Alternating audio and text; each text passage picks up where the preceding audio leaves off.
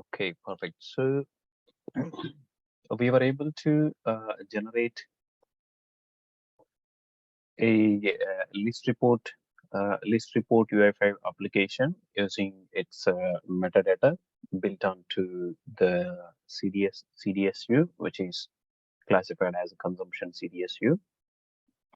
And we have learned the layers of it, layers of the metadata, and which layer takes first, and the levels of them. The core will be the bottom layer and customer will be the top layer. So whatever the metadata extension classified other than customer, they are all going to be overwritten with the customer layer metadata extensions. Okay, and each annotation we specify here, that's definitely going to be impacted at the UI level. So we have seen that one, and now we are going to understand a little more about this floor plan, whatever we have seen yesterday. So we are saying floor plans, and we have used a floor plan that ListReport application, ListReport floor plan. And you may be curious about knowing what are all the floor plans provided by SAP. So we have seen a bit of limited floor plans when we were creating using templates from template, as we are running on the older version of Web IDE, but these are not the list of floor plans where we have to select Fiori elements. And these are not only the available floor plans, so there are more floor plans available as of today. So this is the ListReport floor plan which we have seen, and in the ListReport itself, if we click on this, any of the record, it's going to be in opening another page. So the terminology wise, we will be understanding what this page is called and what this page is called, so that whenever we come across any SAP standard application, and if we wanted to extend particular application, then we might be ending up the terminology differences. So in that case, better to know now itself. So we call this page as list page, okay, where it has ListReport application, and in the list, whenever we click this one, and we will be navigating to an object page. So this is called object page, and the top section here we see is called the header area, and this is called content area, and if there is any toolbar, the toolbar will be shown on the bottom. So rather remembering these all things when I'm saying about it, so let's go ahead and take the reference from SAP, how they classify it, and how we will get our understanding on it. So it's I think you already have these URLs in your drive, and also if you want to get it from your system and then expand this local drive, C, and there will be a folder Tara, and if you open this useful URLs, so I have been placed here as well. And in this case, you will see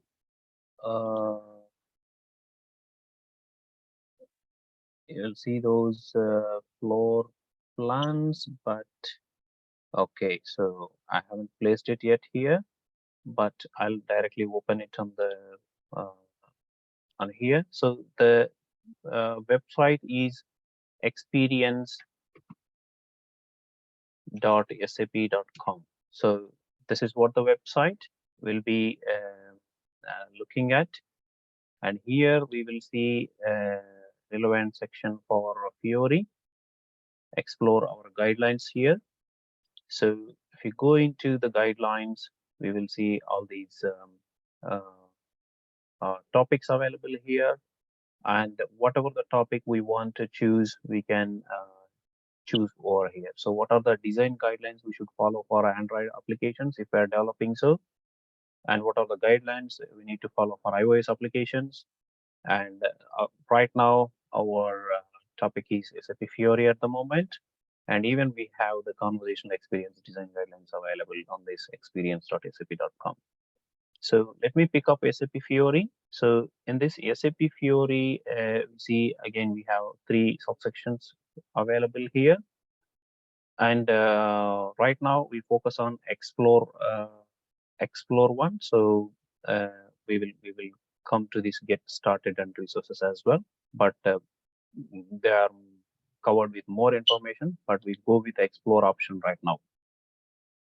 So this explore option will be given in the URL, in the useful URLs. I'll reload that URLs notepad on Drive anyway. So if you once you get into this explore link, so we will see many items are available here, and these are all purely relevant for Fiori, whatever the development we are doing. And there are specific guidelines if we are picking up something, and if we are intending to do something, whether what kind of application it is, that is secondary, whether it can be a purely analytical application, or a report based application, or object based application, and whatever the framework we want, or whatever the floor plan we want, we will be able to choose it straight away from this site. So if we come across with any of the business requirements, and we can straight away go ahead and look at it, and we can propose a new or the suitable, realistically suitable floor plan from here itself. And if you look at these floor plans, so this is what I was just mentioning, knowing about the floor plans here. So in this floor plans, these are all the floor plans we are talking about at the moment. So if you see, there are more floor plans than the ones we have seen in our web IDE. So they are limited, but in here they are they are more than available in the personal editions. And these all the floor plans you will be able to see if you are using Business Application Studio or web IDE productive version. And right now we are just talking about this ListReport floor plan here. So if we want to go into this ListReport floor plan, let's go inside it, and it will have the detailed explanation about it. And if we ignore, or if we forget some of the concepts from our training letter, but this is the original reference, whereas we don't need to worry about it. So in the even the internet, we can straight away go ahead and open the experience.sap.com, and we can see what kind of layout it is going to be. Yes, absolutely, this is true. This is the layout we are looking at. And further down here, there are some guidelines. When we are recommended to use this particular ListReport floor plan, and when it shouldn't be used in terms of the ListReport. So whenever there is a KPI reporting or analytical processing, then we are not recommended to use this ListReport floor plan. We must go into choosing the different kind of floor plan from there. So, and also the components, this is a excellent documentation provided by SAP. So if you see here, it is clearly described by 1, 2, 3 and notations here. So there is one here, which is the header area. Again, there are sub parts available in this header area. So why we are going at this level? So these individual parts are relevant for Fiori elements. So whenever we look for an relevant annotation, if we remember these sections, so for example, header. we have relevant annotations in our in our Fiori elements. Okay, so that's the reason we just going ahead with this with these level of information here. So one is the header information, and if you see here two, there is some header title. Title, this is going to be title and etc. So if you look and follow about these numbering, and there is a further description available just below the screenshot over there. So if you see here, dynamic page header, if you see what kind of section this is mentioned, it's a header part. Okay, and contains the header title. If you see, the number 2 is going to be the title. So similarly, we will be using our annotations, CDS Fiori element annotations, and we will be giving description or a field name. This is what I want to be title, and they are the restricted areas. And if you see the number 5, what is 5 is going to be? 5 is going to be the header content completely. So in this header content, we can add the further information. Again, we will see that. So we already adding the selection fields in our header content. Okay, so now we will be getting a little idea at what place we are doing what. So in our, if you look at this 7 area 7, what is that? The 7 is going to be the content area. In the content area, we have used our um, tables. So instead of tables, we can even configure the charts. So that's what is going to happen in terms of analytical applications. So if you want to, there will be a specific icons will be available. So when we move to analytical floor plan, we will see that. And a footer toolbar. The 11 is going to be the footer toolbar. Okay, so in our application, whatever we have done so far, now we can easily understand what is what the header area. And if we want to change this header area, and now we will be looking at header relevant annotations available at the UI level, UI annotations. And this is going to be the table level annotations, and we call it, we already know that these are going to be called line items. So line item level annotations. And again, once we click on this one, it's going to be the object page. And in this object page, again, these are line items. Okay, in this page, again, if we click on any of these ones, again, it's going to be navigated to another object page here. So we will see where these navigations are configured, and if we do not want to have these empty navigations, in this case especially, these are empty navigations. So we do not want this to happen. Then we will definitely need to remove those navigations from here. So it's going to be the two-level navigation, and this is the parent, and this is going to be child navigation. And this is called object page, the next page. And if we come forward, and the behavior and interaction, how we will be interacting with this page and etc. And there is a variant management also available in this one. So if you see, so we haven't done any specific configurations to um, in our CDSU as of now, but by default these are provided with variant saving capabilities. So if I want to save this as, I can just save this variant management, and if I want to make it public, I would definitely need a transport. So from this transport, I can carry these changes to the production, and so that the variant whatever I saved here, that's going to be available across and all the users. And if someone wants to pick up any of the variant, then they will be going to see all the variables in this place, once they select manage variant, and if they want to make that default, then they can select and they can choose that as a default. Whenever that particular user launches this application, then it's going to be by default the selected variant is going to be applied on it. Okay, so and also the filter information, this, so we just knowing the terminology right now, but we have already seen what is going to be the filter and etc. So these are going to be the filters applied on the below result set.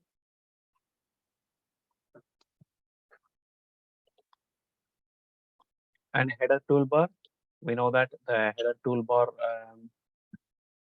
on the table here, oh sorry, the header toolbar for header section, and if you see here, there is a share icon here. So here we will have another option, share share on JOM as well, but that will be for the real time. They all can be configured configured by the system administrators. So if these functionalities are already implemented, if you choose save as tile, it's gonna save this as a tile. So let me choose one of the from country, not from country. Let me choose the trip status. And this is the filter I have applied at the moment. And I'm going to save this as a tile with this status. Okay. Trip planner. Okay. I'll give this as a subtitle.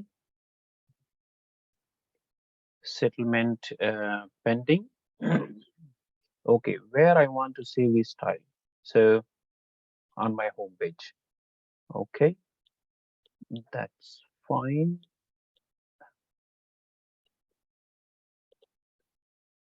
The tile created. So if I go to my home page, so I see my trip planner settlement pending has been created at the moment. So whenever I sorry, whenever I come to my Launchpad login page and I see this tile from now onwards. So if I click on this one, it's directly gonna apply all my filters, whatever the filters I have changed. So that is by default, those filters are gonna apply on this particular one. So earlier, there was a lot of effort we wanted to spend developing things, but now it made very easy at this place actually. So let me move on, and there's search. So this search functionality, we will see that search functionality, but apart from that, the filters, they are the filters. If you see in this search, there is a search bar available here. Apart from these filter attributes, but this search, we will see how to enable that search bar and etc. And again, the further more information, whatever if we want to, how we can handle the content area and the information like this. So there are um, more icons being showed here. So for example, here table and graph as well. Okay. And here they are being categorized into in process and completed and like this. Okay. So these are all the buttons, actions we can create, customize the toolbar. We will see how we create those actions. They are going to be the BOPF actions. Okay. And to as part of extensions as well, extending the ListReport application as well, we can create all those possibilities, all those elements. And here, whatever we can do, we shouldn't do, they all being um, described and listed down here. Whenever we thought of using these type of floor plans, then we just come here and have a look. what we are doing and how we should achieve and how we are able to proceed further. And actions, if you see here, there are actions on the toolbar and the header section, and there are actions on the footer bar, and also each row have the specific actions here. Okay, these kind of actions all possible. We can create all of them. Okay, so each one has their own naming here. The one whatever specified there, one is called the global action on the header toolbar, and number two is going to be table action on the table toolbar. So it's a table action, and the line item action. So line item actions are going to be repeated for each line item in this, and the finalizing actions on the footer bar. Okay, so that's how it is. And if we come to the bottom of this one, so these are all again the same uh, further informative support. And if we come forward down, and we have here examples, so how they look like, and we can see these examples, so how they are being built, and the same layout, whatever has been presented in the examples, we also can achieve the same using the list report. That's what the thing we should be looking at it. So if we read through a business requirement, so right now there are a mixture of things in product itself, but we can nicely project or make the development easy towards into one of these layouts. They provide better user experience, and also they will be the ways of developing also will be easy for the developer. Okay, so now, and top tips, and again for the usage and things like that. And here, if you come down into the bottom of this one, and this is the nice section, I love this one. So the implementation part. So this is where we enter into this one. So this implementation, it will cover all the developer support here. So whatever the controls have been used on this list report, there will be the respective developer guide links available underneath it. Okay, so for example, list report and object page. If I like to launch this one, it will directly take you to the list report on object page, and we can easily navigate through these list report elements, for example, and it takes us the uh, respective development approaches. Okay, so if I click on this one header, they are very simple, and if you see here, all kinds of annotations, whatever we need to mention, they have been listed down here. So in our case, it's not going to be cap CDS, it's going to be ABAP CDS. So cap CDS is going to be the BTP development, and this XML annotations, we will see that we will call them as local annotations at Web IDE side or business application studio side. So if you look at this example sample code, so annotate view, this is what we are doing at the moment. Annotate entity we are using, but UI selection field. So whatever we can apply at the entity level. So if we write this one, this is what going to be influencing the filter bar on the top. Okay, so it's a pretty simple to navigate here. And again, another sample code here. So if you want to put any default values on the filter, for example, this is now I have saved this as a variant. But for example, if user has the business has, as we are on the sandpit launchpad at the moment, if I refresh, everything will be lost. Once we deploy this application, then that will work as expected. We will see how we deploy the application and register on Launchpad as well. So apart from that, if I want to make any of the field status by default, for example, let me go here and make change on this one. Where is my trip status? Yeah, trip status. If I go to trip status and if I follow this syntax, whatever has been given here, the consumption dot filter dot default value, I'll just copy it and I'll go here, and here I'll say by default I want to see the settlement pending request. Okay, so that it just, that's one syntax. It straight away goes and reflects on our application. If I just go ahead and reload, or yeah, and let me launch the application here. So if you see here, I haven't given any values when I launch it. So by default, it has applied the filters. Now again, user has user flexibility to enter more values. Okay, and even controlling these multiple values or single values, they all can be controlled in the CDS view itself.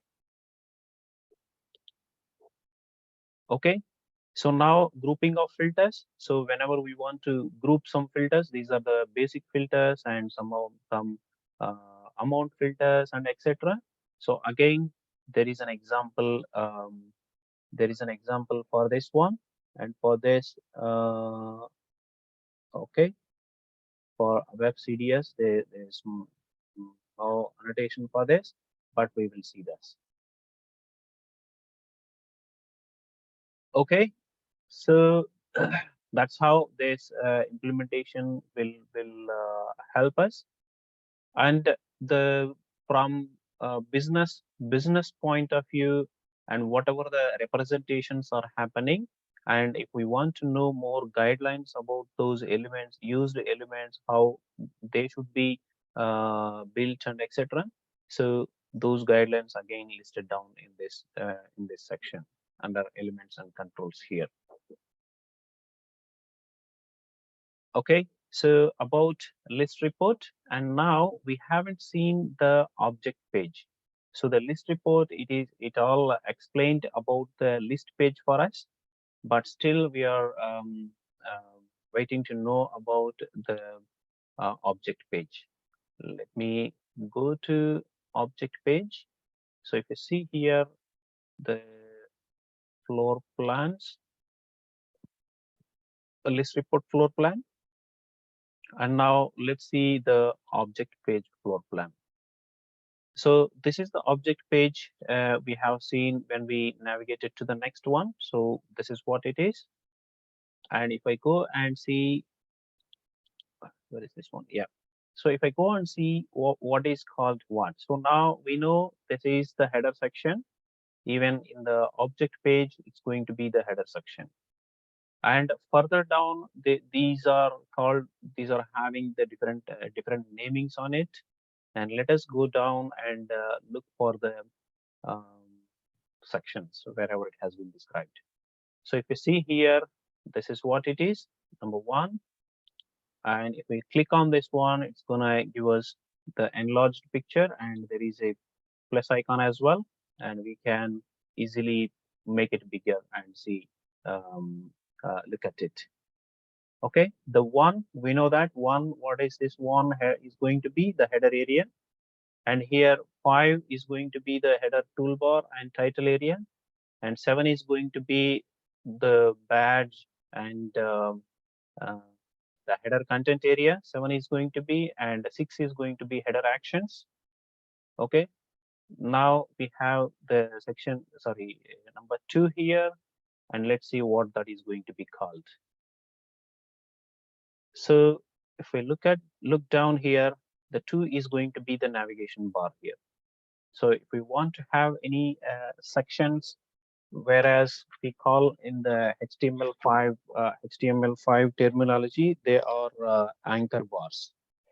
So these anchor bars in the latest website building technologies, you don't need to scroll on your own to the respective section like in the previous days, but rather we will be having easily navigatable links available on the top. If you click on that link, it will be directly taking you to the respective section. And also there will be a button scrolling on the bottom, go to top. If you click on that one, that will take us onto the top page, top of that page. So similarly, we have those technologies built into the Fiori applications as well. So they are called sections here, and they does the same job. And here we call them as navigation bar. In the navigation bar, we will be having the sections. And this is content area, and the rest of the one we know what it is going to be, the toolbar area. And if we come further down, what level of information we can configure and on which on individual areas. So if you see on the header area itself, we can configure a lot of information. Okay, so for all these ones, we will have the respective annotations, and individually they will be named and called as. If you see title, the number 2 is label text pair. And where is that one? Yes, 2. This is the title and come on, yeah, title and label text, coffee mug, and it can even have icon and etc. And now let's see. Okay, so in between, okay, after that, in between, if you need to know something for the developer, so there is a developer hint here for non-SAP Fiori element object page only. So each text can hold a link. So in this case, for this one, for non-SAP Fiori element object pages only, some of the functionalities are restricted at this place. Okay, so the plain text facet. So this is the word we should be learning from here. The facet is nothing but a section or group of information. So whenever we define a facet, then it will be considered as a block or a section. Okay, so again we will see that. So this we will define with the keyword UI.facet. So that's why we need to know about these terminology. So once we come and look at here, so these are all be considered as facets here. So in each facet, the certain information, whatever the information we are intending to put, so that depends upon how we define our annotations there. And image facets, if you see, so we can even put the image on our header section here, if you see.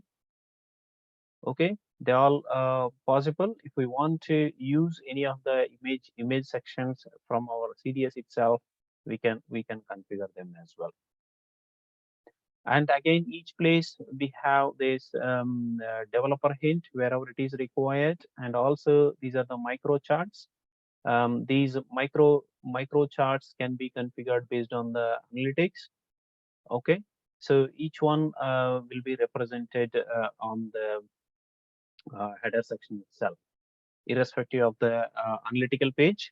So this can be the data service which we build can be easily, if that is giving the numbers, then we can integrate it rather giving pulling the data. And then if we want to implement any navigations from this one, then obviously the navigation from this micro chart is going to be to the analytical app.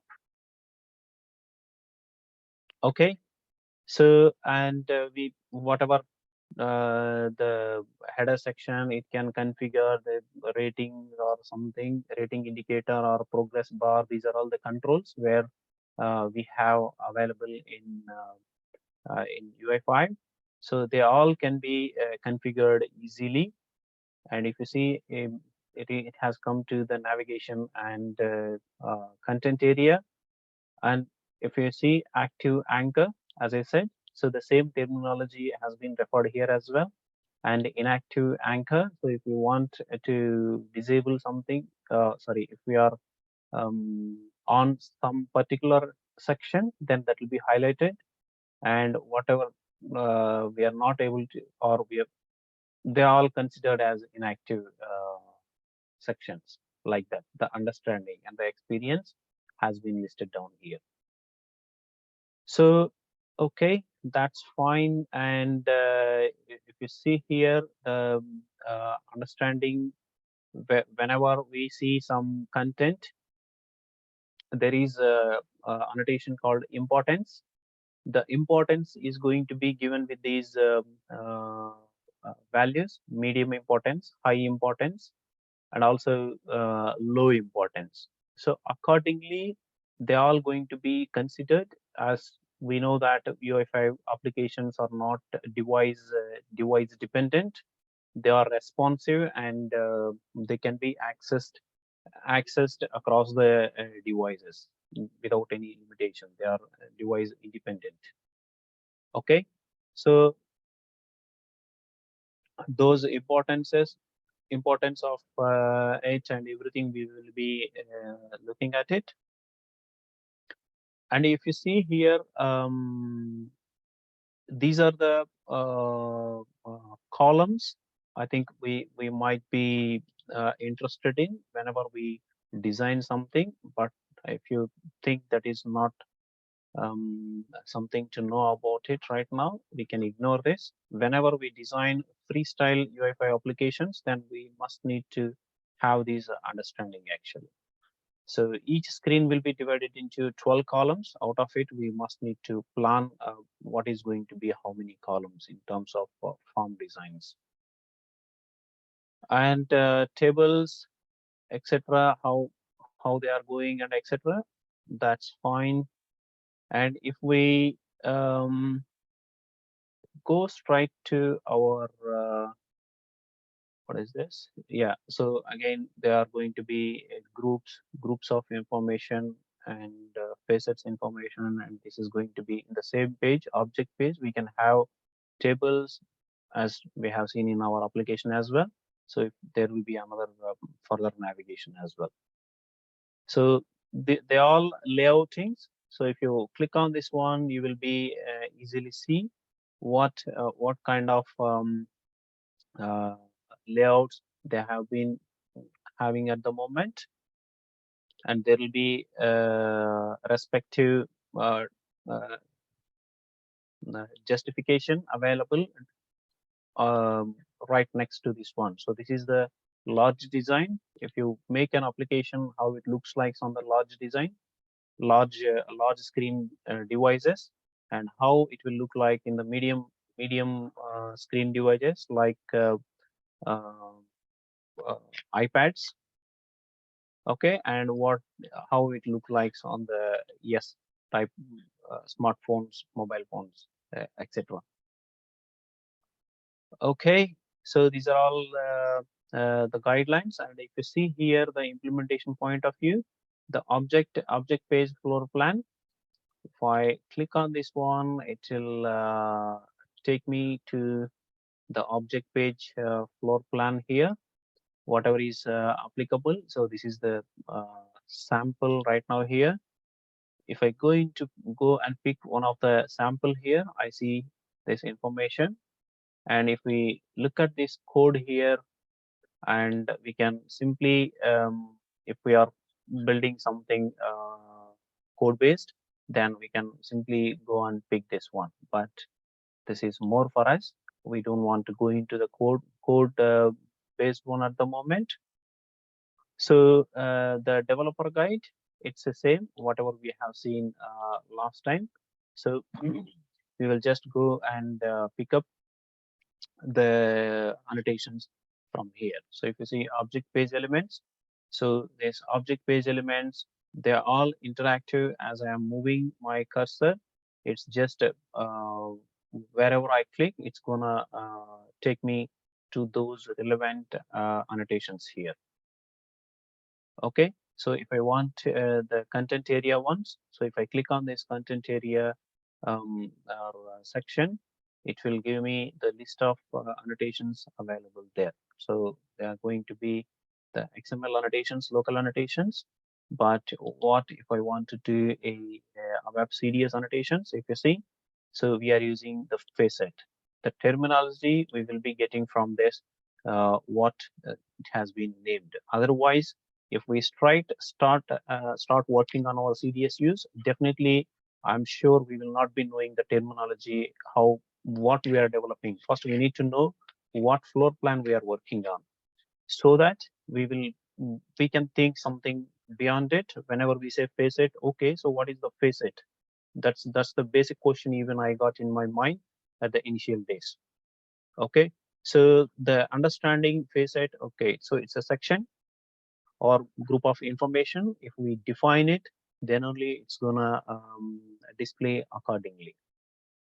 So now we can straight away go into the annotations. So now we know the terminology. Okay, so it's UI relevant, UI annotation, and in the UI, the facet is the keyword I should be looking at.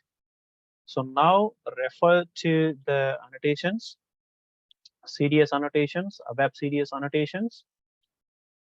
So in this place, these are not the all annotations mentioned in this developer guide or documentation. The annotations have been listed down in the detailed documentation here. So if you want, you can make a download PDF copy of it, and you can search with the keyword. So if you feel this is being difficult for you, and if you look at this one, we have all the list of and available annotations here. So the analytic annotations, analytic details, consumption annotations, aggregation annotations, enterprise search, hierarchy, whatever, object model, whatever possible in the ABAP programming model for Fiori, which is Fiori elements. All these annotations have been mentioned, detailed with their syntaxes on this page. So as we are looking at the facet and on UI annotations at the moment, so let us go into UI annotations. So here I can see the list of annotations, those are available in the SAP system. Okay, so if I see here badge, whatever we were talking about left side, and now we know what is badge. Otherwise, if we straight away come here and look at the badge, we will not be understanding. Okay, so now if we go further, and even on this page, we can make a search.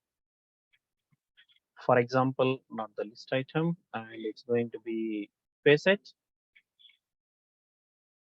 That's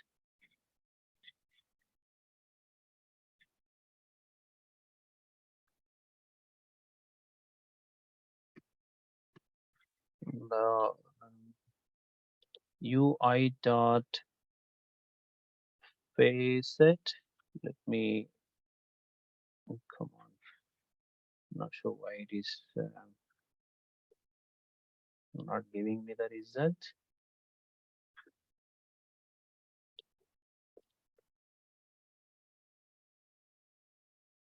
So badge dot okay, all badges, that's fine. Chart related annotations. The annotations whatever we have implemented, if we go and look at those annotations at least, let me pick up that data point. So they are all for representing progress indicator or bars or something like that. Field group. So these field groups, again, we will be looking at those field groups.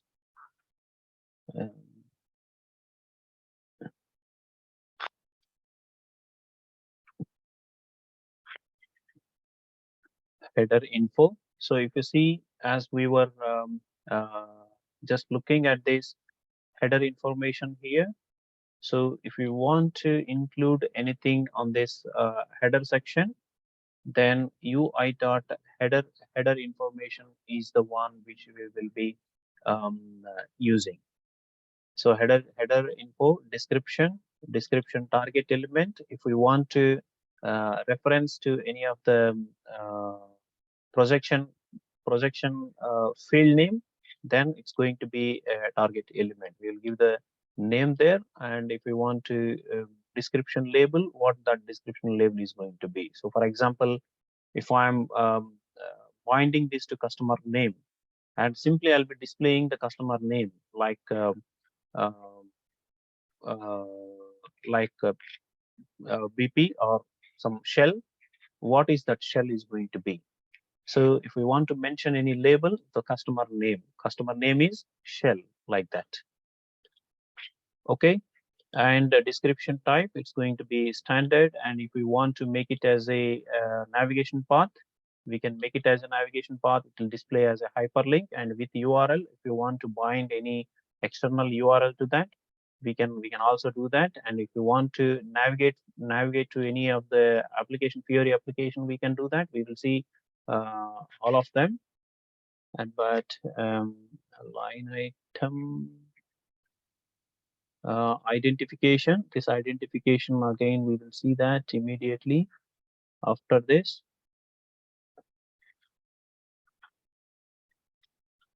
Line item, yep. So if you see, we are now at our line item. So the scope of this line item is going to be at the element. So we know what this element scope is right now at the moment. So wherever we see the view, then it's going to be before defining the annotate entity or define view. That's going to be there. But wherever we see element, then it's going to be inside these curly braces. So we can write this line item annotation only in the element place. And evaluation engine, if you see here, the SADL. So what is the powerful? Whenever we define these annotations, the SADL is going to convert into the template understandable terminologies. And line item, the data action, again here there are some instructions. So whenever we want to create a BOP of based actions, we will use that one. And line item importance. So this is what we have just discussed. So whenever by default it's going to be high, and all the fields will be displayed. But if you mention it as medium, then if the app is running on any uh, uh, iPad kind of devices, then automatically the UI is going to be adjusted. Even in our case, in this app, if you see, let me take this out. If you see now, the app is decreasing, the size is decreasing, and once it is decreased, you see how it has been arranged. As this travel start date and travel end date also mentioned high, so that's the reason by default we haven't mentioned explicitly. By default, the option is going to be high for importance. So that's the reason they came down into the next line. So if you have mentioned them as medium, then they will be hidden. And whenever we click on this one, and we should ensure this information displayed on the next page. Okay, that we are going to see today. Okay, and yes, so this is how we just go ahead and look at the annotations. And we will go ahead now and implement some of the annotations, and whatever. So it's a free, we don't need to spend anything on here, but all need is we need some time to explore on it. Otherwise, if you have got an idea, that's perfectly all right. So whenever you come across with the requirements, then you can straight away go ahead and look at what are the uh, annotations, or what are the floor plans I need to pick, and what I need to um, what annotation I need to write on my CDS view, ABAP CDS view. Okay, so it's a database kind, and that is about the object page floor plan. And similarly, if we go into the overview page, for example, and we have all of them available, and you may be bored if I go each and uh, every floor plan here. So if I go to overview page, in this overview page, so everything is displayed as a mobile card here. So they are all cards. Okay. So each card will be having a dedicated entity set supplying the information onto this card. Okay.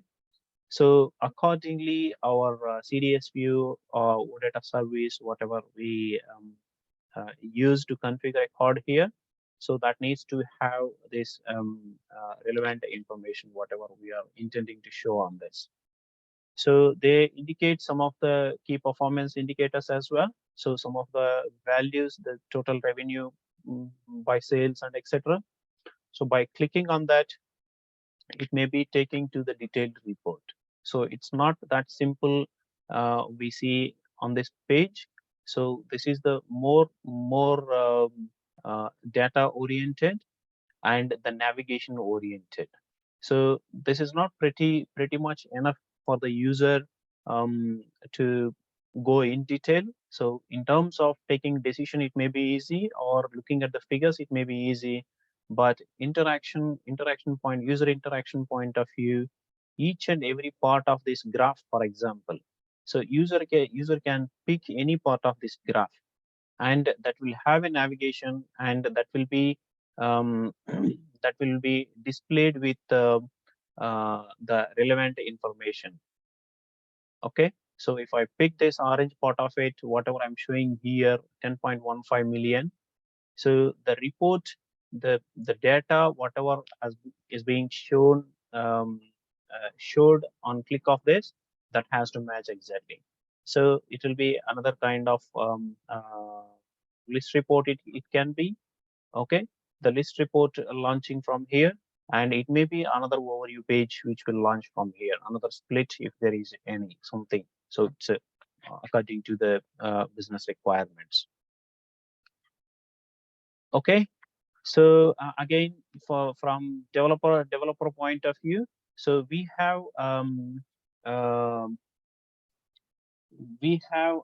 flexibility, or we have help available from here to go into this um, uh, go into this and pick up the things whatever we wanted. Okay, so experience.sap.com. So it would be good if you can remember this one. It will be helpful. And these annotations, anyway, I have listed this URL in our useful URLs list. We can refer that.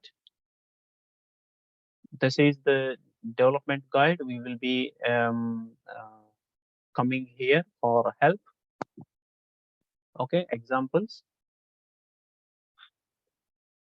Okay, so let me go into our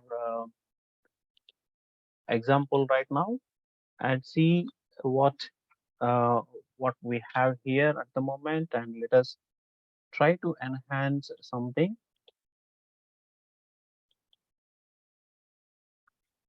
So here we have right now um, we have the predefined selection fields, whereas user can go and choose additional selection fields and save as a variant if the user wanted to do that. And the same variant, if he wants, he can make it as a default privately, and user cannot be saving it as a public variant, whereas the public variant must go from the development system, then only we can uh, uh, the other users can use it. Okay, so now at this place, this is the uh, title bar for table, right? So in this place, we don't have any information at the moment. So we have the standard or something, but a meaning or list of trips maybe that makes uh, that makes more sense to display to the user. Okay, trips or own trips, something like that. So if we want to provide a description here, so what will be the relevant annotation here? So in this case, if we look at this one here in the UI annotations header info, the table on the list page, it's going to be the header info, the table header actually, uh, header info. Yeah. So if we look at this header info, and where is this possible? So this is the scope. If you see, there is table function, entity, okay, and also view. So view header, table function, and entity.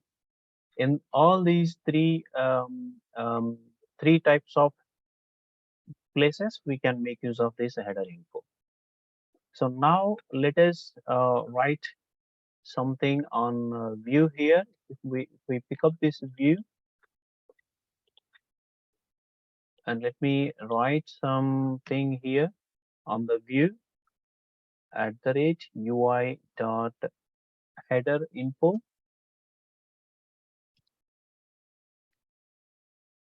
So if you press Control Shift Enter, it's gonna give you all the list of annotations available inside the header info. Whatever you want, you can pick them and you can remove rest all the annotations. But here only the relevant thing we are going to use is type name. So if you see here, we have image URL as well, and we don't want this image URL. And let me give type name. So type name is going to be a singular word. Whenever we click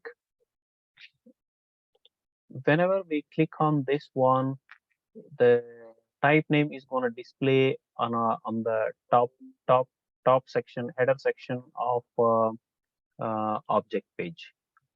Okay, so this type name trip, and type name plural I'll give as trips. So let me comment all these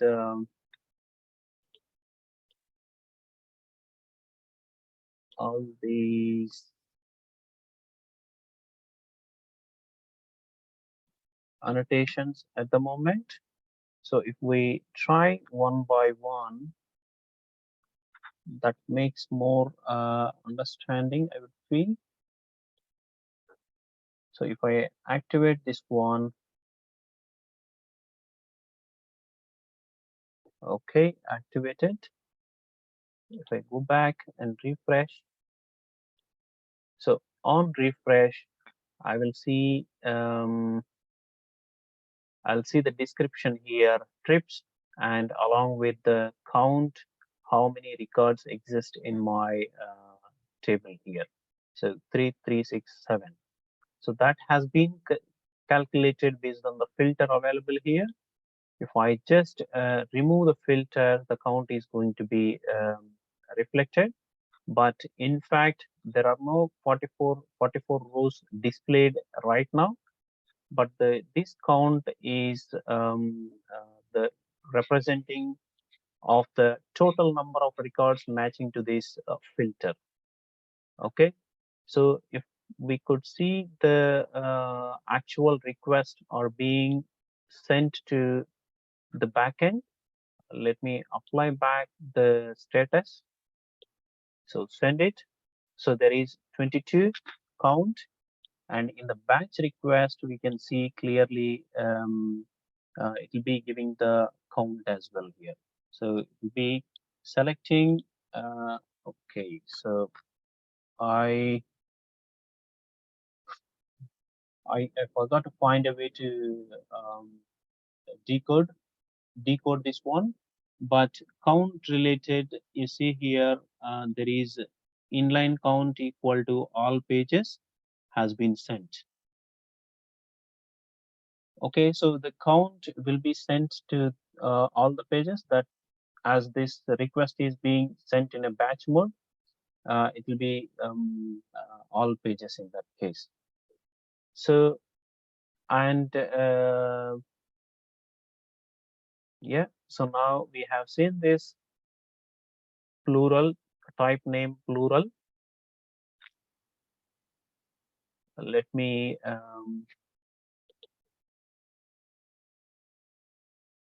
pick up this one, and here we see the trip.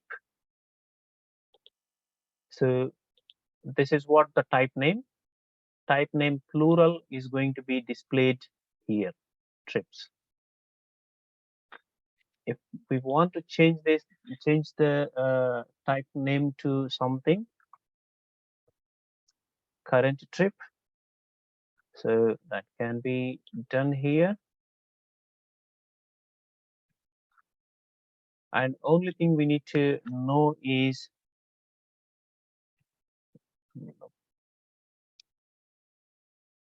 okay, so this is for object page, and this is for table header. So better I mention it here, the table header and the object page.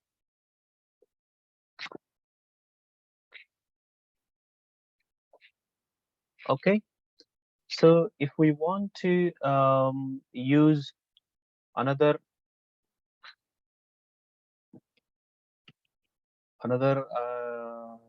annotation on this particular one, description.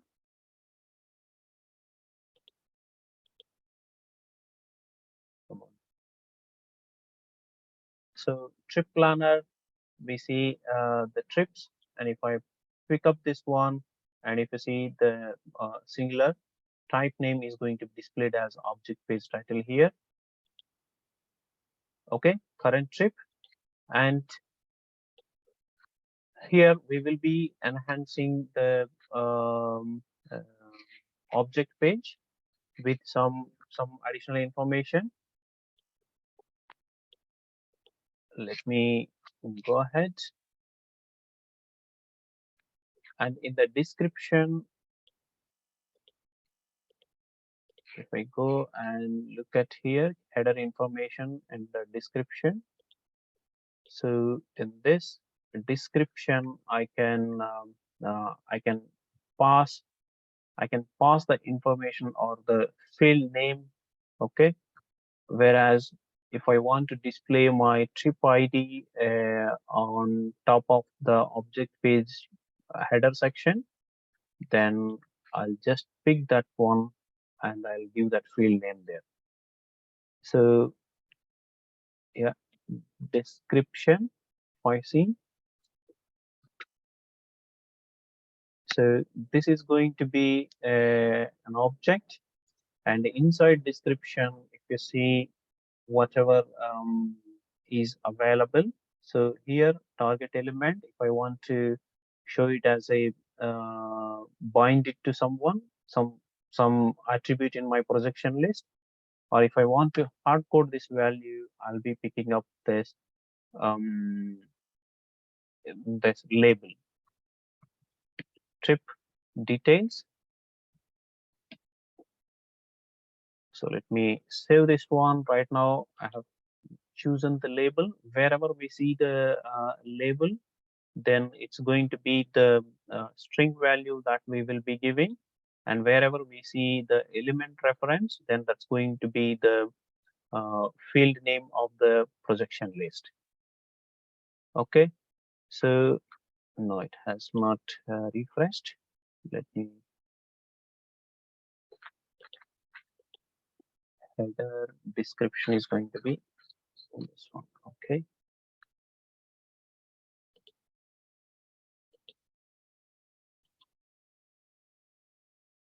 did I activate it?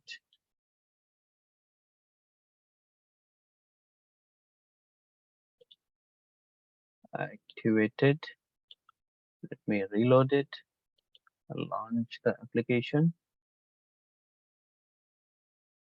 Yep, pick one of the entry, and nope, I don't see this information, the label information, but let me change this to target element and see if I'm able to get that one.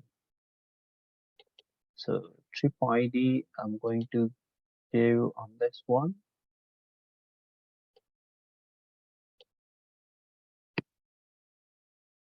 Okay, yeah, okay. I think description type also I should mention. Description dot type. Where is this type? The type is going to be the standard one, standard type, whereas a label value following elements and with URL with intent based.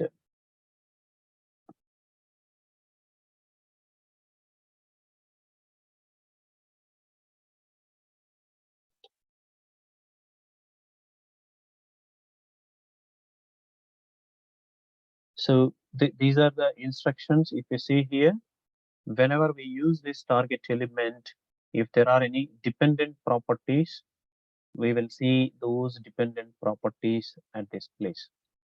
So the target element, when you use the annotation UI.header.info description type of with navigation path, you might, for example, provide a background information to an item that is open to the object view floor plan. Okay, so if I give this with navigation path, we don't have navigation path at the moment.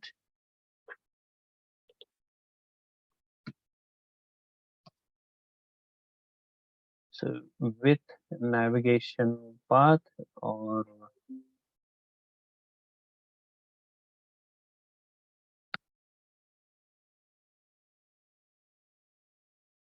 not sure if this displays now as well.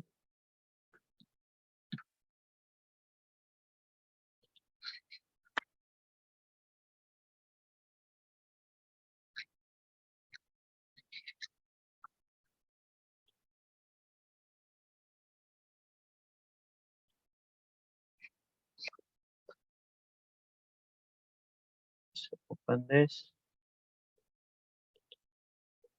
Okay, trip 004. Nope, maybe missing something. Missing something maybe. Header info, and where is the title? Let me include title dot yeah, I think this is the one. Title target element.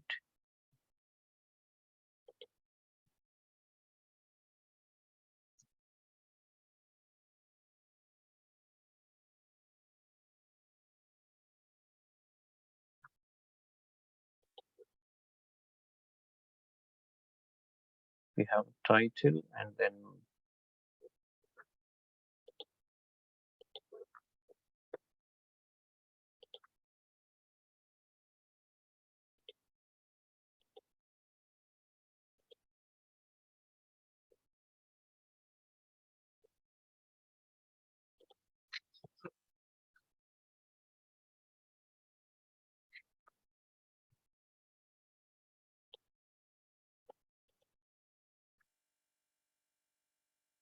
Nope.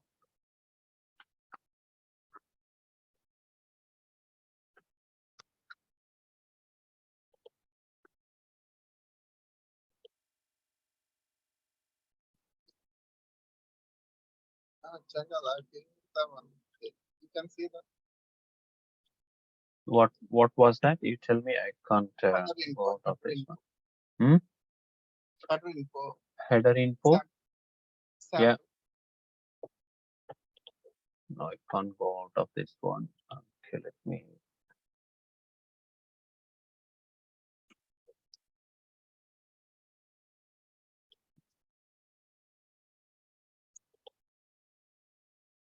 Google Drive.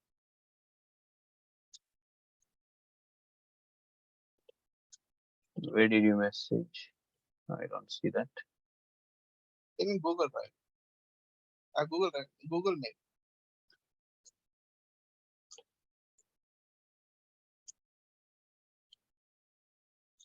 Okay, that's. Google.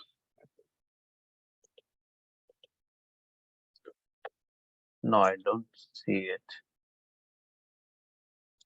But I send. Jungle, it is in the Google chat.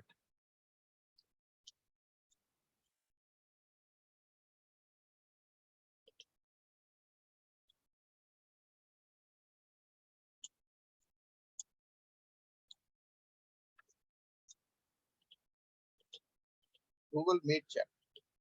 Google Meet chat. This meeting chat. This is this meeting. Sorry. Come on. Sorry. Forgive me. It's right side. It's hiding here. Yeah. Type name travel. Type name plural. Title type is missing. So title type is standard. Yeah. Come on. That's what I was going to write now.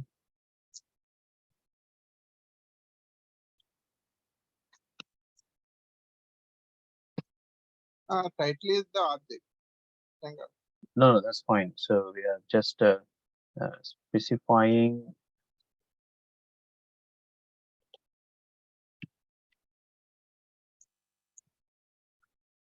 So we can write this way as well. So the other way we can specify as a JSON object, like we write the JSON.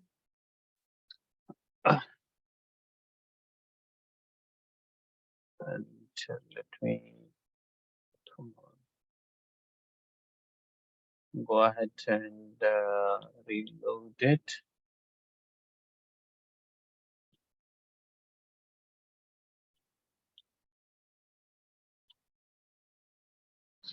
And let's.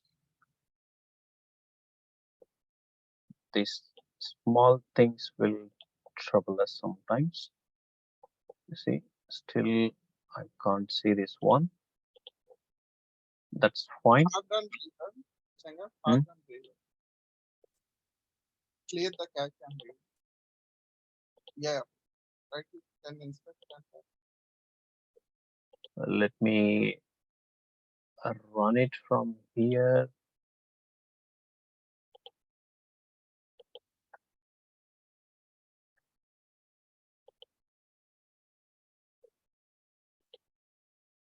Activated. Yes, this is activated.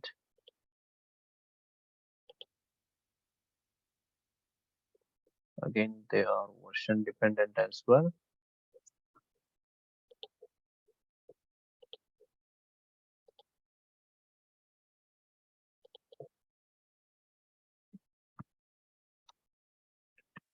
A label, right with label.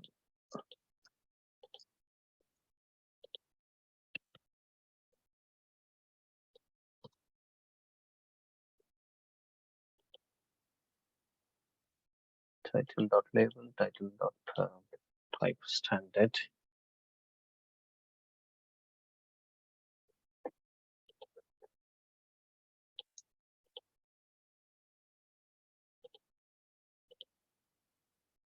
Yeah, okay.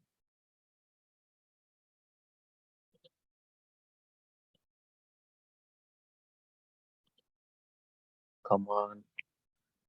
Okay. So the value is missing, and also you cache and reload that application.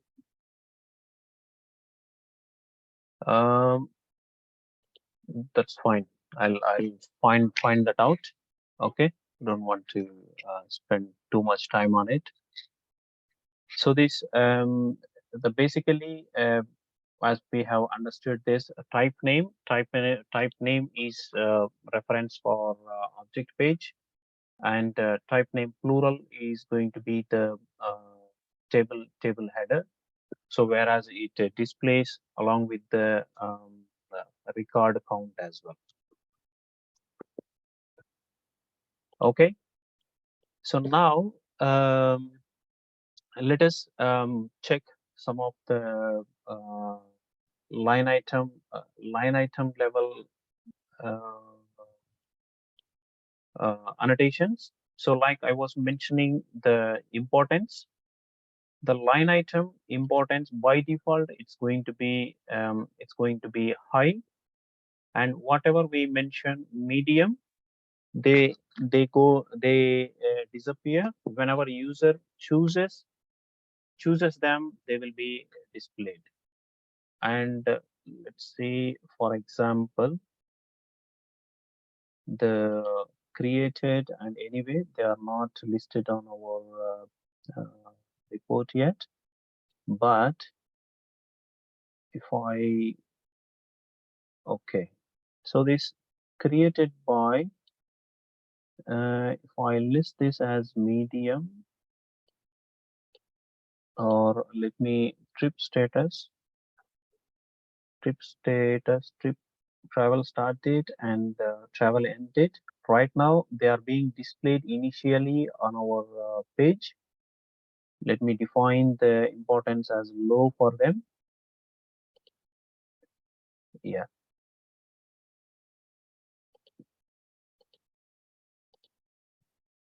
So when I say low here, so this is going to be the smaller size, the mobile application. Whenever user access the application on mobile or tablet, these two fields, as they have uh, set the importance as low, these two fields must not be displayed on desktop application. Oh, sorry, not the desktop application, on the small or medium sized devices. So let me go ahead and do that. Travel start date from date. Yes, this is the one. And here we just go ahead and um, input or the importance here. And here they are the fixed values. And for the reference, if you want, you can refer to the annotations one. Importance UI, not this one, UI line item dot importance. Yeah. So in the UI line item dot importance, if you see here, these are the fixed values available: high, medium, and low. And now I'm going to define the low value for this one. So low. So whenever we say low, then this value is going to be displayed on the desktop resolution, not on the small devices. Whatever we mention high, then the field is going to be displayed on all the devices, because that is categorized as high importance information. So let me do this for to date as well. To date, yeah. So importance has been set to low. Let me activate this one. Yes, this is activated. And let me reload my page here.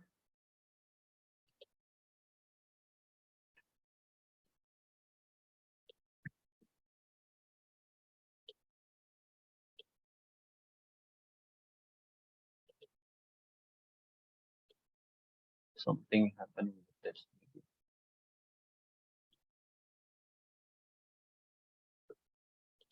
So in this case, we are on desktop site. Let me minimize this one. Still, it is showing. Okay. So something needs to be done. That's behaving weird.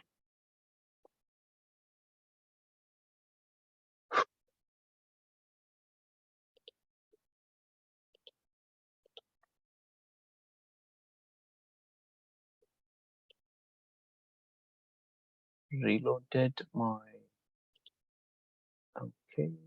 Okay. Still, it may be identifying this as my device as a large device. That's the reason, maybe. Yeah. Yep. Right click on insert application. Wait a moment. Something to do it. Run configurations. FLP and with frame. Okay. So we save on that. So now here I have an option to change the device as. So if you see here, right now I'm in my device, the 800, the medium device here. Okay. So now my app identified. Okay. So it's not the large device. Okay. So the fields, whatever categorized as low, they don't come into the output here. So if I change my device to large device here, so if you see large device, whatever the resolution I select, so all these resolutions are categorized as large resolutions. If you see now, come on, still I don't see this one. Let me go ahead with the 100%. Come on. Yeah. So if you see now, the travel start date and end date fields have automatically popped up onto my screen. So we can even so sorry, check on the small devices. So in this small device, again those two fields will be hidden, and rest all the okay. So rest all the information will be displayed in the next lines here. So to country, state from, and state to trip status. Everything has been displayed as a single line item here. Okay. So now why this has been not responding properly? Let me look at this one. So trip status. Yeah, still it is considering as the medium device, not the large device. 100 by 100 only it is considering the large device. Okay, so we can see the difference now defining these ones. So whenever we come across a requirement saying, okay, so this information must be displayed all the times, but if the user is using mobile phone, this information is not required. So in that case, we need to remember that, okay, we have something importance annotation available at line item level. We can make use of this. That's what we should be taking from here now. And high, as I mentioned, high will be the default value. If we're not using any importance annotation here, then high is going to be the default value here. Okay, fine, perfect. And now we have some search annotation available here. The search annotation, what it does, the search annotation provides a search field. Search field, when we run our application, the search field will be placed in the beginning of our filter area. So that's going to be the first field displayed. If we don't know what is the value or something, we don't want to go into the specific field and enter filters. If like we do in our Google search, a word based, then that also can be done across the application level. Okay, so for that we need to mention some annotation in our CDS view. That's going to be a search annotation here. So the search annotation, I think it's not applicable at, okay, I can write it.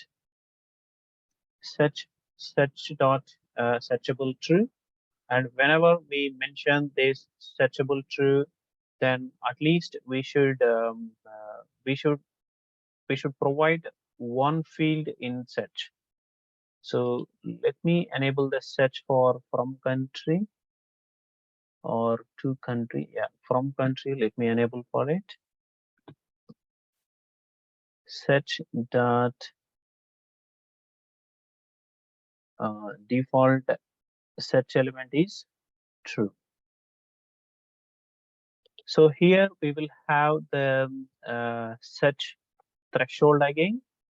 So search dot fuzziness threshold.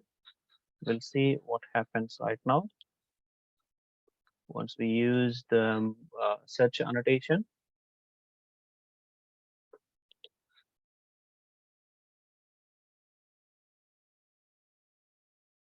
So if you see, we have the search input has been added in front of all the filter fields, and this search field cannot be placed anywhere else than this place. Okay, search field will be at the beginning, and if we see here, let's say IN. So if I look for IN, as I know that IN has been um, the country, the search field has been configured as from country from CDS point of view. So if we want this to be available on to country as well, we can go ahead and add this default search element on to country as well. Okay, so that these two fields are allowed to have search, and the value whatever has been provided in search field, that's going to be searched inside the data set, whatever the CDS has been returned. So right now, if you see, if I give IN, it doesn't matter the case, whatever the case we give, it goes and brings all the data with respect to the IN keyword in to country. And if you see there are limited results, we know that there is a default filter available on trip status. So the results are being returned from the application based on these filters.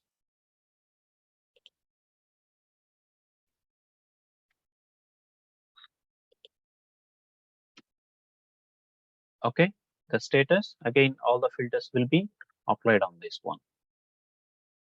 So in this case, we have the search threshold available here. Search dot, if you see fuzziness threshold, and this fuzziness threshold, the value is going to be 0 to 1. 0 to 1. And it can be the decimal places as well. So for example, 0 0.0 let's say 10. So the meaning for this one is going forward, going to 1, going towards 1. It is expecting the accuracy of the matching information. The accuracy going towards 1 is going to be exact match. So if we say something, is there any keyword like okay, 0, 1? We don't have any such information, but any other fields? Okay, so let's say created by, maybe. Let me choose this created by.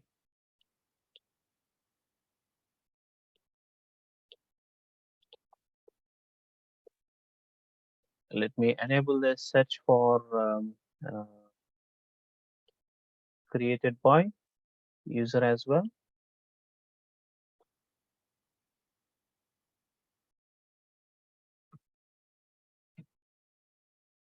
And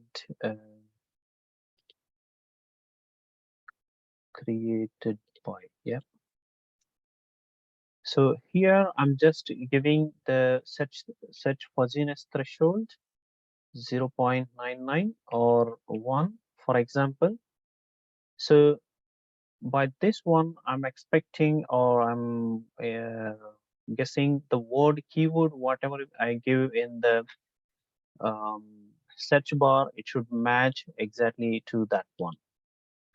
But if it matches to any of these, because they have the lower threshold, and they bring all the information relatively match. So going towards 0, accuracy will be less, and a nearby match also will be returned by the system. So if I go ahead and refresh my application, and again it has switched to medium. Let me go into large. And if you have a productive version of this web IDE, so you will have an option to run your application on your mobile phone as well. If you scan this one, this application will be uh, executable on your mobile phone. You can test there as well. So let's say if I give, so it's not giving me any details, no details. If you see, I gave Tara 1 because there is exact match to this one, right?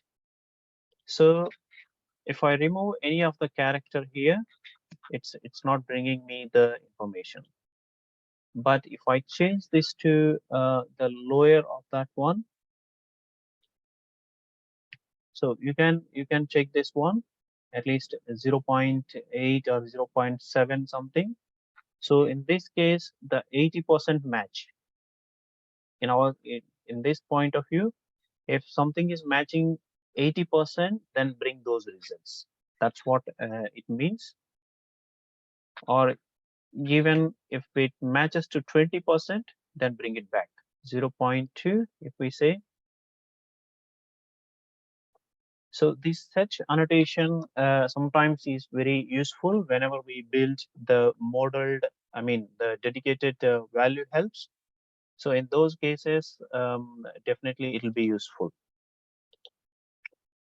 Let me remove this frame. Go to run configurations, test one without frame. Save it and run it.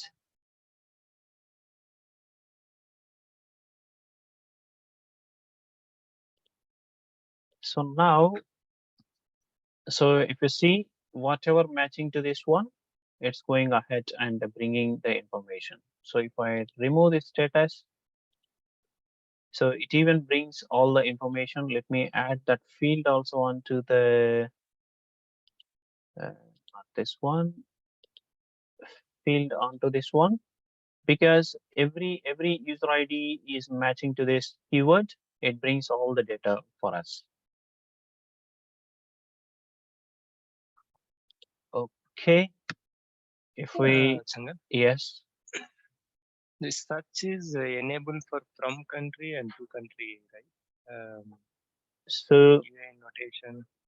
search is also enabled for created by, and there is nothing matching for these from country and to countries. That's why we are not getting anything here. So if you remove this one, if you remove the search for um created by, then obviously you will not see anything for these ones. Okay, so if there is anything matching in this from country to this one, then it will bring all the data commonly. If there is nothing matching the created by, and there is something matching in from country and to country, definitely it goes and brings the data all together. So now if you see, I have removed the search for created by user, and now there is no come on, it didn't refresh.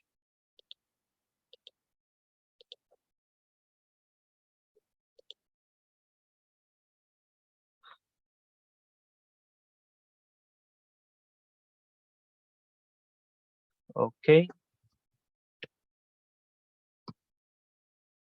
so if you see no matches right now, only search is available on from country and to country.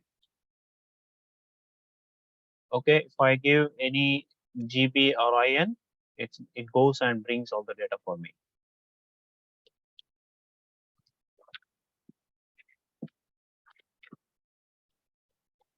Okay. Yeah.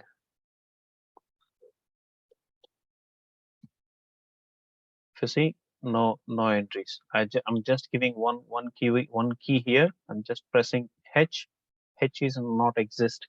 H doesn't exist in any of the from country or to country. So that's why it's not bringing me the data. Okay, so this search is actually useful when we are building the value helps. So whenever we develop a dedicated value help series views, we will be including this search. And apart from that, it's not the restriction that we shouldn't be using search in other CDS views. The other CDS views also we can use the search annotations. Okay, so now let us look at some object page related related annotations. So now whenever we select this, we are getting this list anyway, that's fine. But apart from that, we don't see any header information here. So this header information, whenever we were in this part, let me go back, not this one. So here,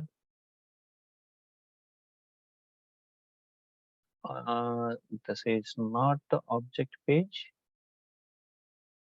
Let me go back. Object page elements. So if you see here, this is what we are looking at the moment. And if we want to look at these sections as well, we can just click on this respective section and we can add some information, for example. So this one, let me click on this one, the whole header section. Yes. Come on. Do we have any? Yeah, ABAP CDS samples. Let me look at this one. If you see here the header information, the type name is product, type name plural is just products. Okay, and they have the image URL and the title. I think this is the mistake we have done. I think we should be giving the value and then field name. And let me copy the whole block into our CDS view. So let me adjust accordingly. So the annotations must not be repeated. Okay, this is type name, and this is going to be my trips, and we don't have any image URL. We are not going to give any image URL, and this is going to be trip ID, and the type is going to be standard, and description is going to be um, uh, from not from country, let's say from country, and the description is going to be standard again. And now let me remove this block.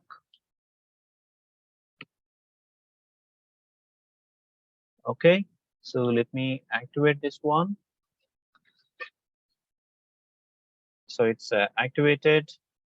Let me go to my application and let me refresh it.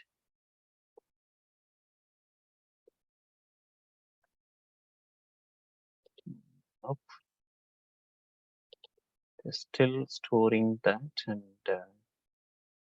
yes. So if you see, I can see my trips is updated, and let me choose one, and it's going to give me this trip ID and what is the from country as my description here. It's going to be GB, and my header type name. It's not a plural. It's going to be type name here. And similarly, let me come on. Sorry. Similarly, I'll just go back and I'll pick up some other information here.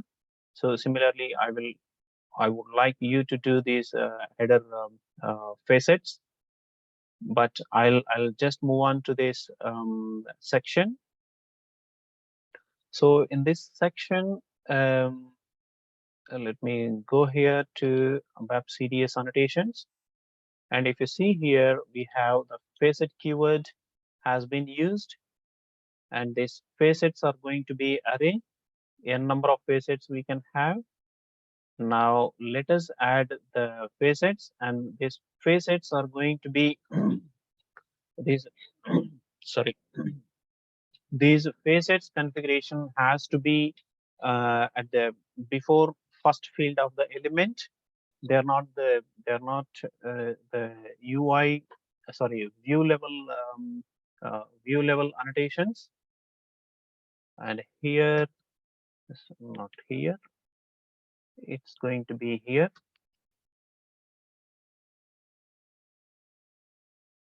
And let me add this facet. That's fine. And in here, the facet label is going to be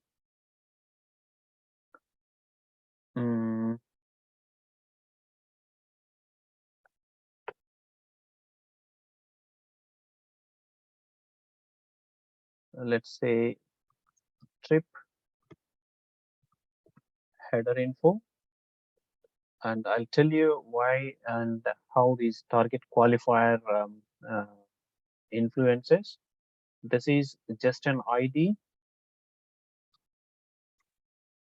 trip header, and this is going to be the field group reference. We will see the possible values as well, and this purpose is going to be standard, and this ID is going to be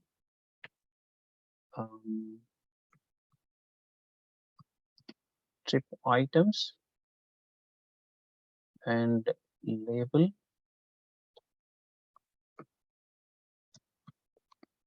trip items. This is going to be the collection, and the parent ID is going to be trip items, and purpose is going to be standard. So in this case, in this example, how we have this is so like this. They have the three sections, and let's see in our example how we are going to achieve this one. And once we define the field groups here, or facets, and here if you see, this is going to be the field group reference, and accordingly we will be adding the field group annotation in uh, our entity at each column level. So if I go ahead and add dot field group,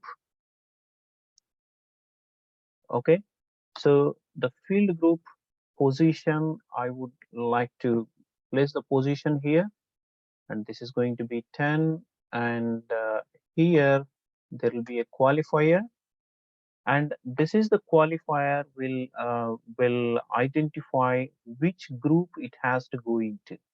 So in the type we are saying this is going to be a field group. That means a section. Let me go here. Yeah. So this is going to be like this section, and in this here order date is the section, but let me use this one, the ID, whatever the target qualifier, whatever we have given here, we will be using this target qualifier on this particular one. So let me try to make you understand. Let me activate it, and let me add a few annotations as well. Come on.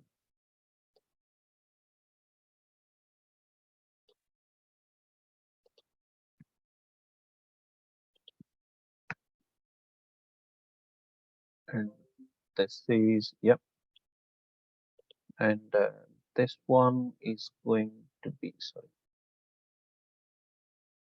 this one also is going to be the trip header, and 20. And why these positions always has to be 10 multiples? So this is to provide the flexibility for future enhancements.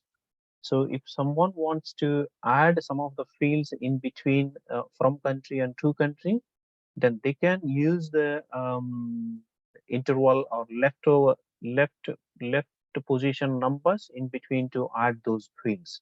So that's why we will be using these position numbers. And if we create another extension or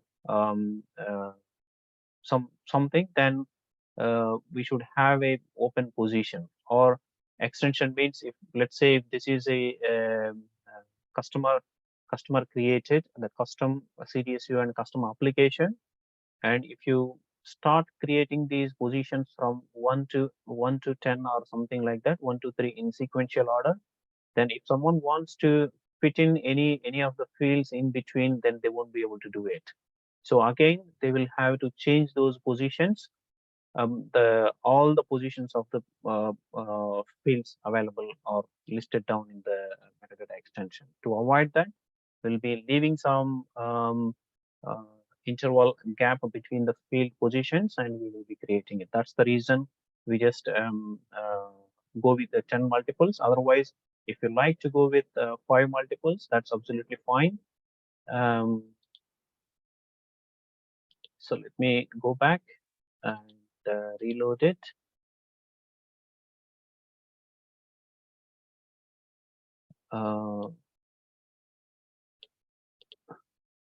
Is that reloaded? No, not refreshed. why it is happening.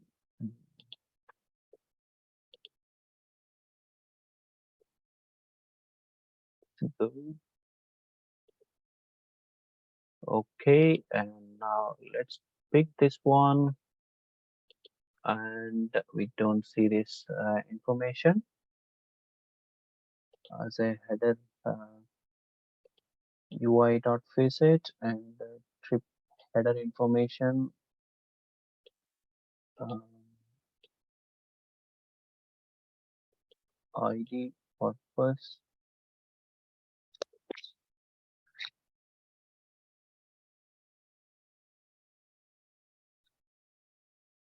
Okay, field group reference. I think is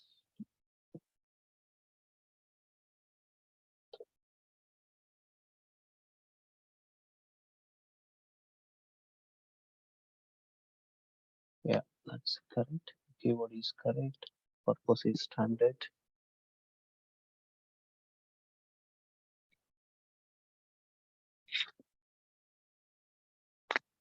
A label, that's perfect.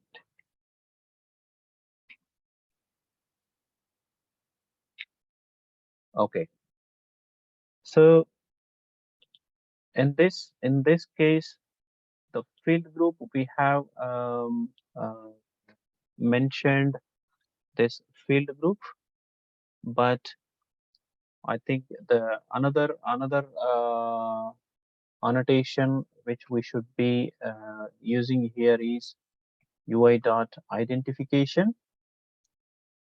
So this is the one which will be telling to understand what is its field position in that particular block. So this field group refers to the section. I mean the block. In the block, what is its position is going to be. The identification will tell us. So let me activate with one field.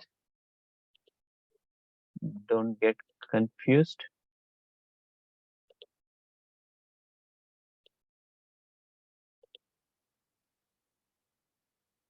Is it activated? Yep.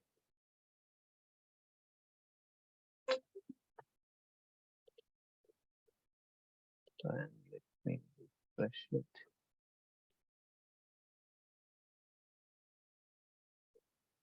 Okay. Let me select this one, and if you see here, I see the trip ID and this one here. Okay, I still see this general information, so we can change that to the relevant description. I think I have given the uh, trip header information here, and but for some reason it's not reflecting there. Yeah, field group. Sorry.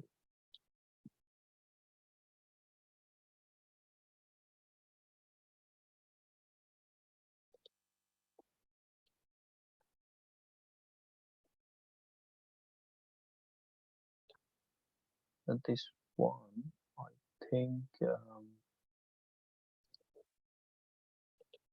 it has to be okay. Let me not to confuse you, and I'll use this identifier again. There will be a qualifier in the identifier, and this is going to be trip header.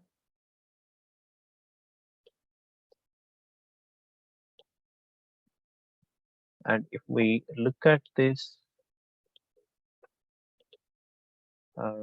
documentation here,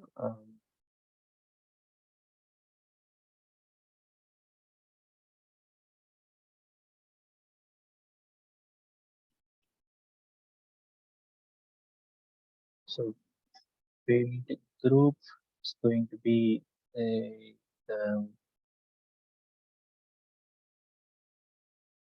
sorry, not this one, and facets, this one we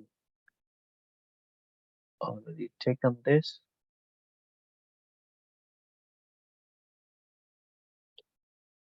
And this is going to be the data point reference.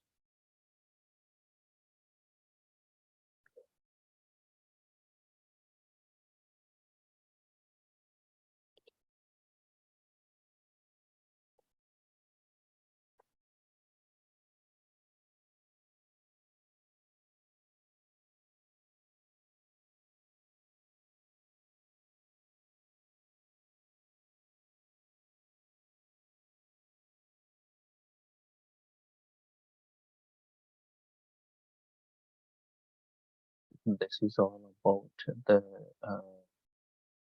manifest, grouping of the fields. If you look at this, come on.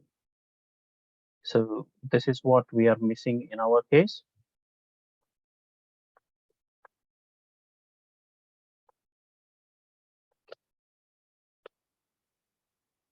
So this, come on.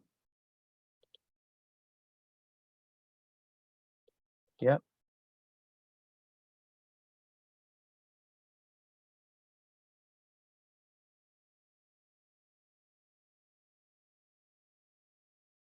Position 2.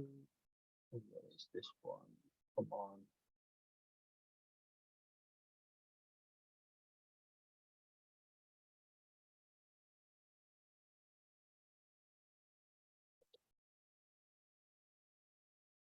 We have that information already.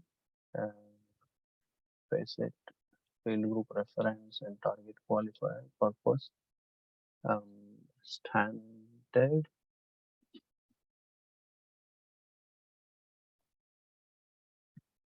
Target qualifier. Yes. Label. Type, field group reference. Everything fine. And UI dot field group is the position 10, and trip header is the target qualifier. We have the same.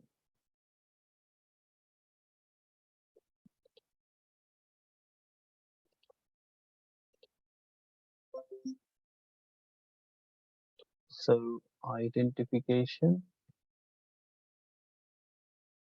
is 20.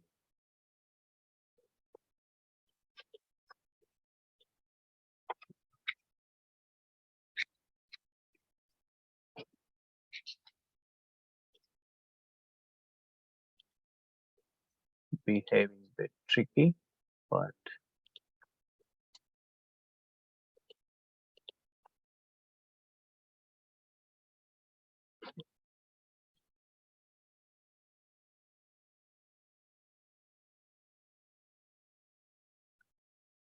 okay, go. And this one again, we have lost even that one.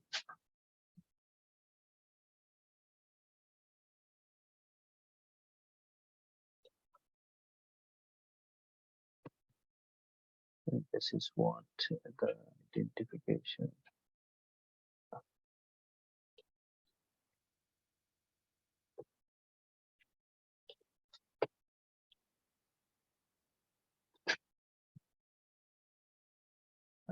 Activated. I'm guessing maybe some refresh issue.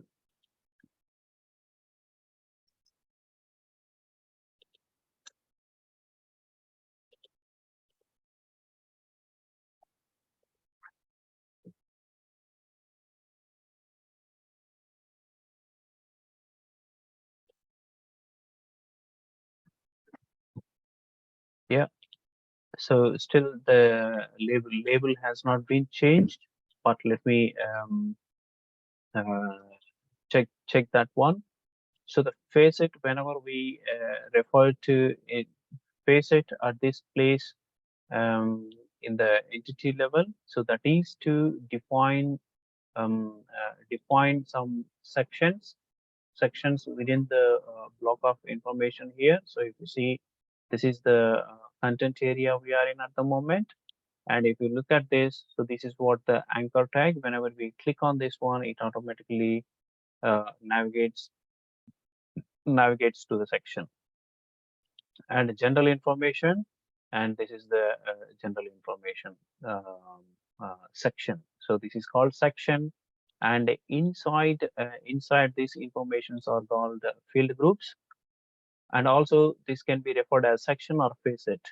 So these facets will be defined at the first position before starting the first field in the metadata extensions, so that they will be understood by the template that we are using to generate our Fiori application.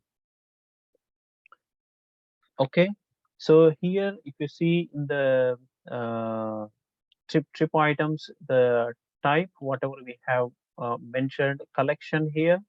So this collection refers to the items. So wherever we need to mention a set of results, more than one, not in the form of individual entries, in the form of table.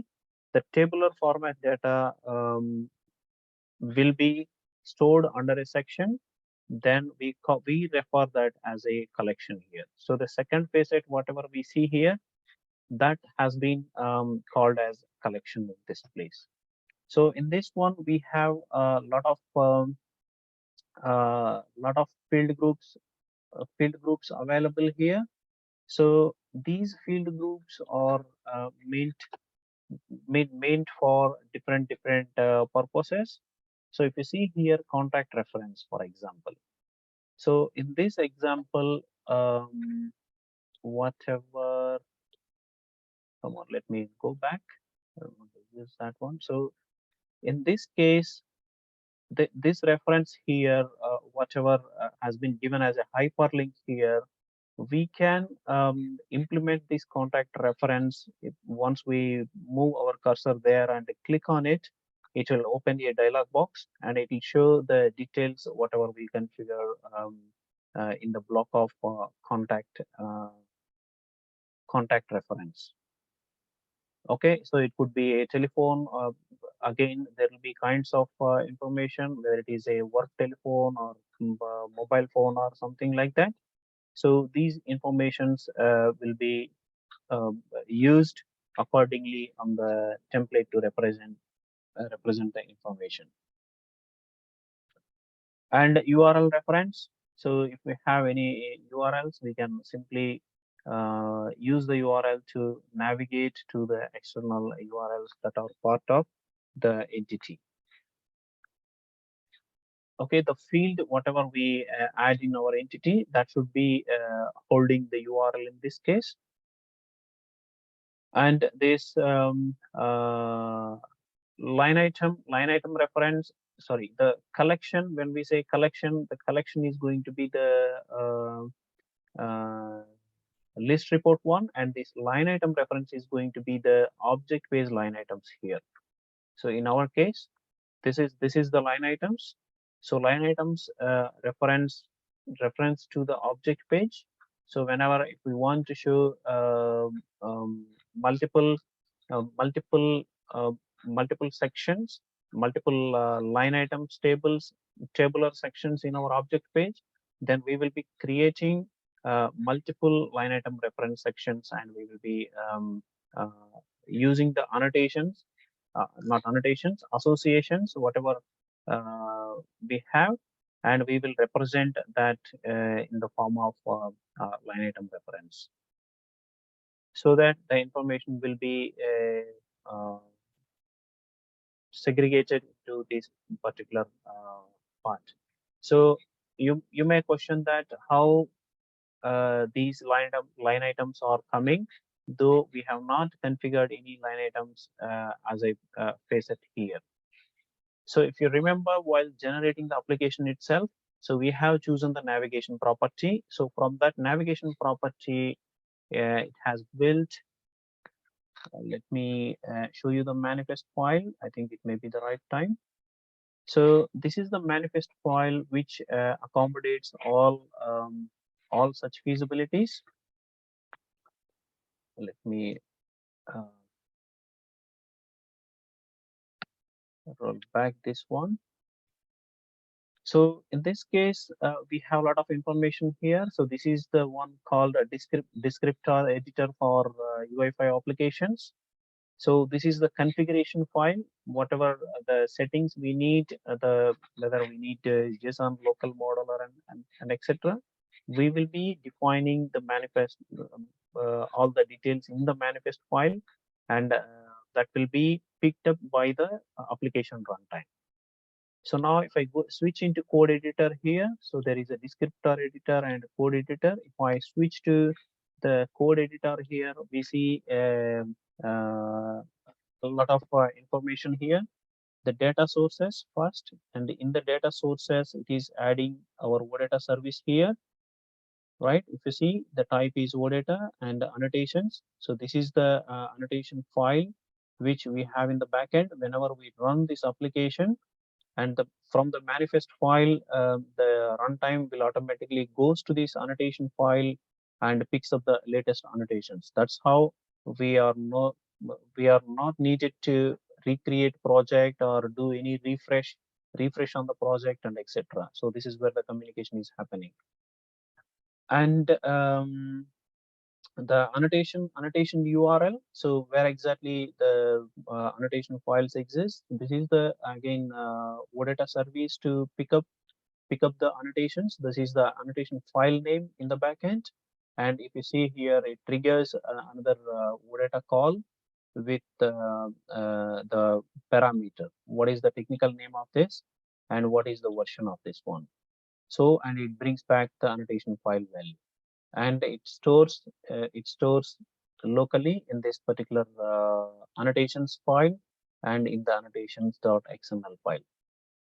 So if you see, okay, I need to give my credentials. So if I open this one, it opens all the annotation files here.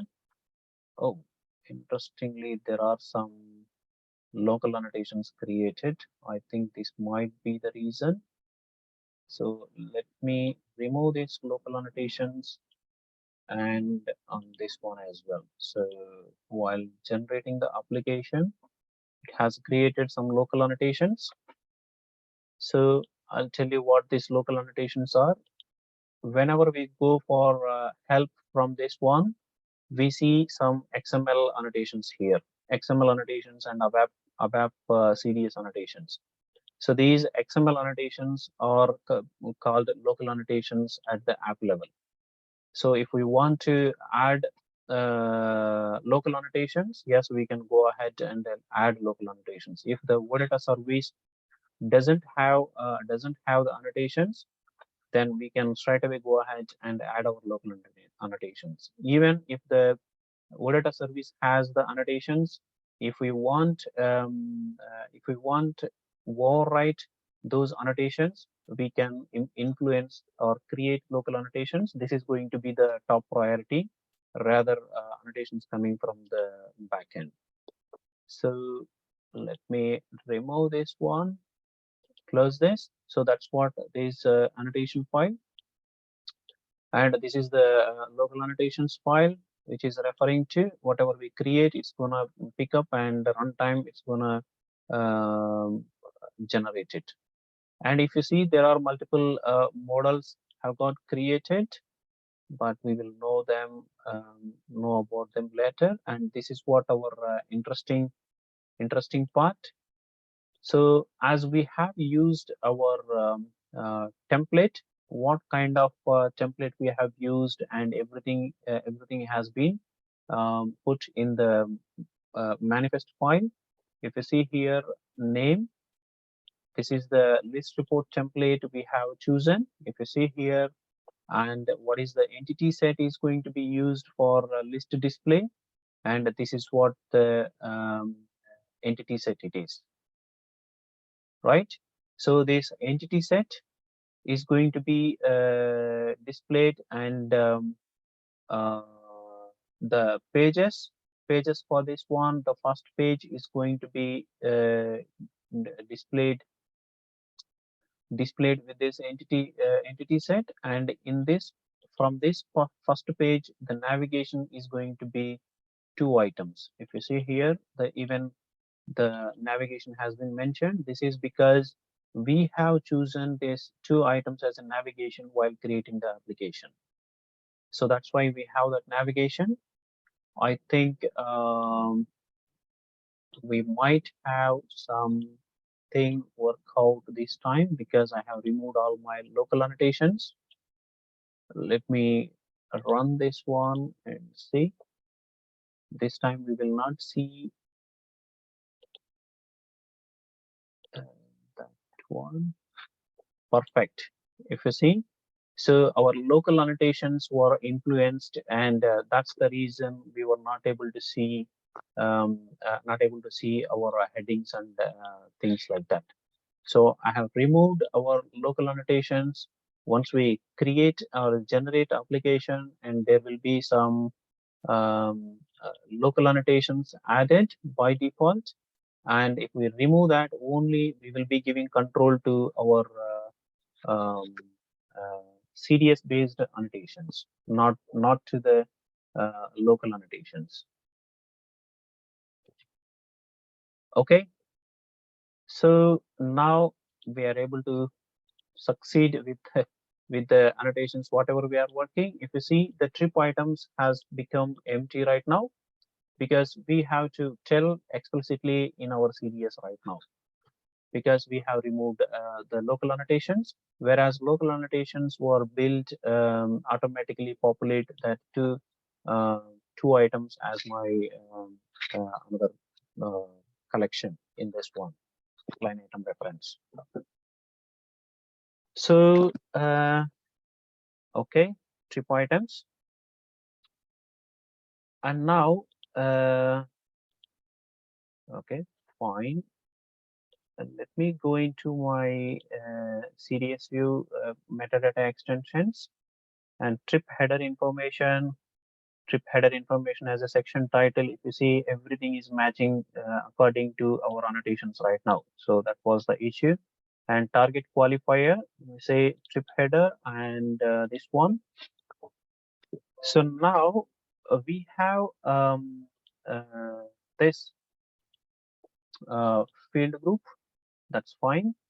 If we want to create another field group, then yes, we can go ahead and create another field group.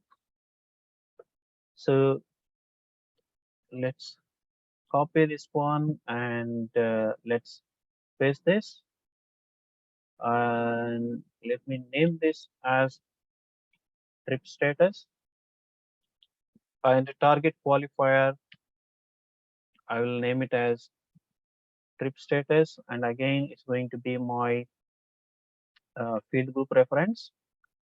And what I do, I'll just copy these field group annotations. I do not want to repeat them. So status, where is the strip status? I'll go here, and in the strip status, I'll just say the target qualifier is trip status, and its position is going to be 10.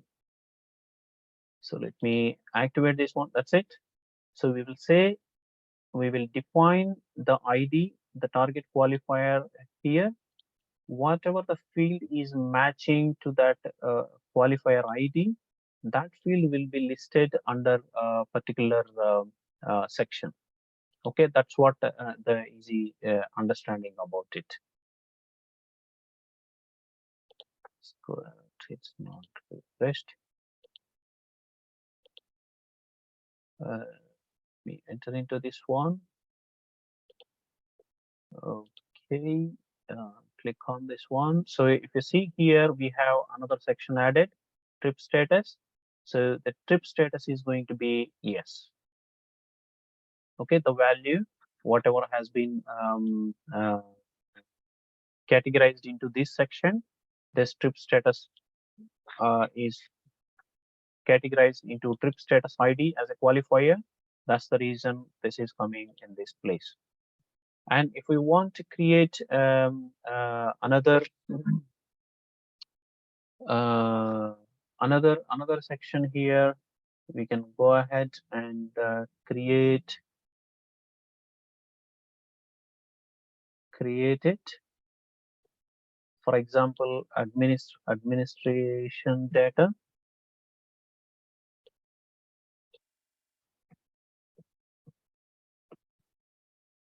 Administration data, and let's say admin, and again I'll pick up all these annotations and I'll place with this. So created by is going to be my position 10, and this created at, then I'll place this as my 20, and changed by is going to be 30, and this one changed at is going to be 40.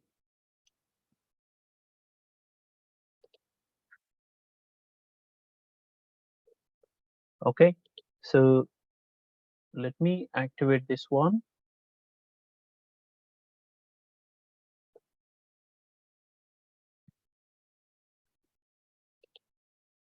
Refresh, and if you see here, created at is blank, sorry, changed at is blank, created at is this one, and changed by, where is my created by, trip status, oh come on, perfect. That is because I didn't change my qualifier. You see the typo here, the copy paste. That is perfect. It's absolutely my mistake.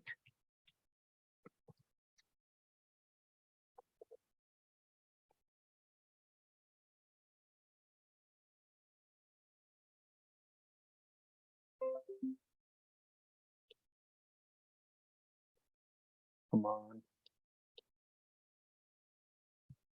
It's taking some time.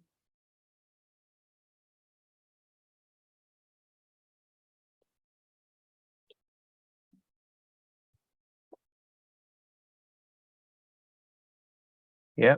Someone want to say something? Yeah, Chingal, this is Ravindra. Yes, yes, Ravi. Just I tried with this BTP. Yep. So it will be able to connect it and publish. Sorry. Not. Yeah. One small model. It's the same thing I've just connected to with the BTP side. Yep. So this just I used a cloud connector. Yep.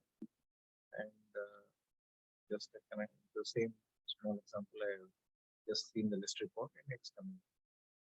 Yep. So you're doing parallelism. Yeah. Yeah, that's fantastic.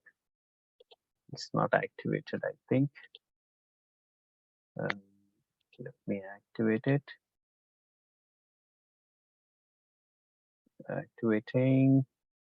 Yeah, it's activated, and let me refresh it again.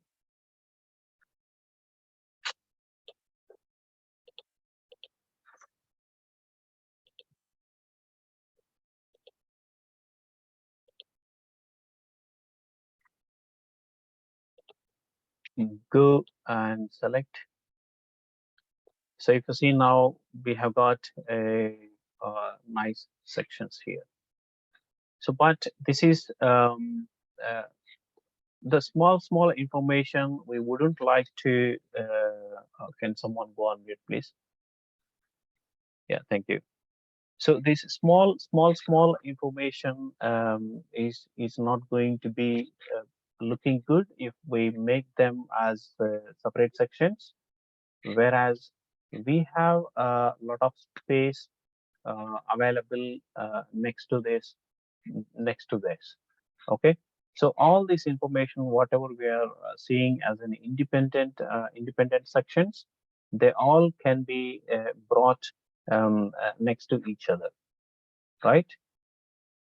Okay, so we'll do that. That is again a field group.